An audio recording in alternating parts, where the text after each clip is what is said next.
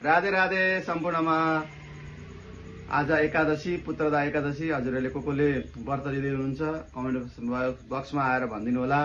आज एकादशी अत्यन्तै राम्रो। हजुरहरूको सन्तति छैनन् भने, छोराछोरी छैनन् भने हजुरहरूले लिँदा हुन्छ। यहाँ पुत्रदा एकादशी यानि छोरा मात्रै हुन्छ भन्ने कुरो होइन। पुत्र शब्दले छोरा छोरी दुईटैले बुझाउँछ है। जस प्रकारले पितृ शब्दले आमालाई पनि बुझाउँछ होइन। पितृ शब्द भन्नाले हाम्रा पितृहरू भन्नाले बुवालाई मात्रै होइन आमालाई पनि बुझाएको कारणले त्यस्तै प्रकारले पुत्रदा एकादशी भन्नाले छोरा छोरी दुईटैलाई दिने भएको कारणले गर्दा हजुरहरूले यदि सन्तान छैनन् भने हजुरहरूले यो व्रत बस्नुभयो भने निष्ठापूर्वक होइन, मनदेखि निष्ठापूर्वक, शरीरले व्रत लिएर मात्रै हुँदैन, मनदेखि निष्ठा लाग्नुभयो भने अवश्य नै हजुरको पुरा हुनेछ।